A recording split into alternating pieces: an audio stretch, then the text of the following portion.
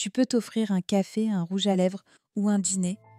Et pourtant, il y a cette petite voix dans ta tête, celle qui murmure « T'es sûr que t'en avais besoin ?» Ou pire, « T'as pas autre chose de plus utile à faire avec ton argent ?» Mais d'où elle vient, cette culpabilité ? Pourquoi est-ce qu'on se sent presque fautive, juste en prenant soin de soi ? Ce sentiment, il est plus commun qu'on ne croit. Et non, ce n'est pas juste une question de budget mal géré. C'est une cicatrice silencieuse, transmise de génération en génération. Une idée glissée dans les détails de l'éducation, des pubs, des conversations, des attentes. Une idée simple, mais profondément ancrée. Une bonne femme ne gaspille pas. Elle donne, elle sacrifie, elle pense aux autres avant elle. Et si elle dépense, c'est pour ses enfants, pour la maison, pour les besoins, pas pour le plaisir. Alors forcément, dès qu'on sort de cette ligne invisible, ça pique.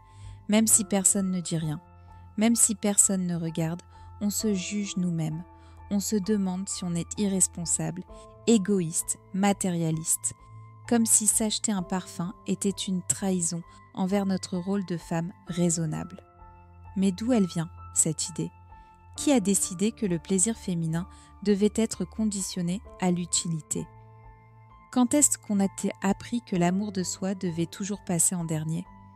Peut-être que tu as grandi dans un foyer où l'argent était rare, où chaque pièce comptait, où tes parents disaient « ça, c'est du superflu » et tu les as regardés se priver.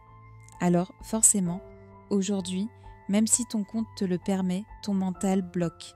Il y a une mémoire émotionnelle. Tu n'achètes pas juste un objet. Tu remues toute une histoire familiale. Et puis, il y a les messages sociaux, ceux qu'on entend à la télé, dans les films, dans les magazines. On glorifie les femmes qui tiennent la baraque avec 3 fois rien. Celles qui font des miracles avec un petit budget. Mais on critique vite celles qui s'offrent un sac à main de marque. C'est superficiel, c'est futile, c'est trop. Tu remarques ? Quand un homme achète une voiture de sport, on dit que c'est une récompense. Mais quand une femme s'achète un bijou, on lui demande si elle n'est pas en train de fuir quelque chose. On questionne son équilibre, sa stabilité, sa maturité, comme si l'acte d'acheter était une déclaration de valeur.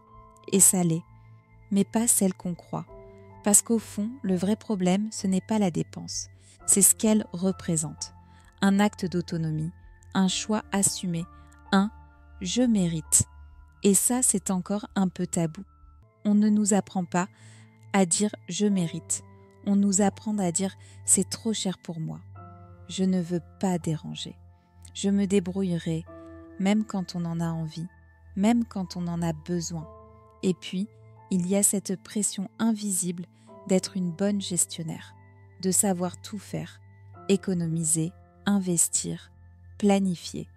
Alors dès qu'on craque, on se dit qu'on a failli, comme si le fait d'avoir une émotion humaine, l'envie, était une faiblesse.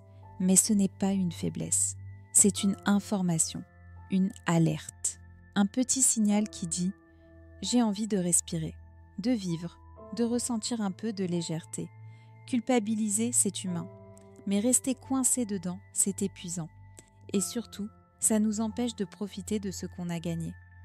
Parce qu'on oublie un détail, l'argent qu'on gagne, on ne le doit pas, on le crée, par notre travail, par notre énergie, par notre temps. Alors, pourquoi le dépenser serait une faute ? Il est temps de changer de perspective. Tu as le droit de dépenser sans te justifier. Tu as le droit d'aimer ce que tu achètes. Tu as le droit de célébrer tes efforts. Et non, ça ne veut pas dire être irresponsable. Ça veut dire arrêter de vivre dans la peur. La peur de manquer, la peur de mal faire, la peur d'être jugée. Parce qu'à force de vouloir toujours être parfaite, on finit par se priver d'un truc essentiel, le plaisir, celui qui nourrit l'âme, celui qui recharge, celui qui rappelle qu'on est vivante. Tu veux un exemple simple ? Une femme qui s'achète un bouquet de fleurs. Elle n'a pas besoin de fleurs, mais ces fleurs, elles changent l'ambiance de sa cuisine. Elles lui font sourire quand elle prépare le petit déjeuner. Elle lui rappelle qu'elle mérite de la beauté, même sans occasion spéciale. Ce n'est pas une dépense futile, c'est un acte d'amour. Un petit geste qui dit « je compte ». Et toi, quand est-ce que tu t'es dit ça pour la dernière fois ?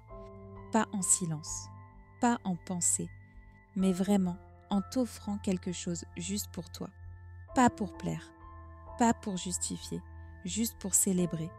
Tu n'as pas besoin d'attendre d'avoir tout réglé pour prendre soin de toi.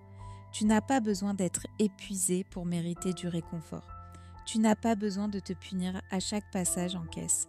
Tu peux choisir de dépenser en conscience, avec douceur. Tu peux décider que ton plaisir fait partie de ton équilibre. Tu peux arrêter de t'excuser d'exister. Et si tu sens encore cette petite voix qui juge, rappelle-toi, elle n'est pas à toi, elle a été apprise. Et ce qui est appris peut être désappris. Respire, fais ce choix pour toi, petit à petit, pas pour prouver, mais pour te libérer. Si ces mots ont résonné en toi, abonne-toi à la chaîne.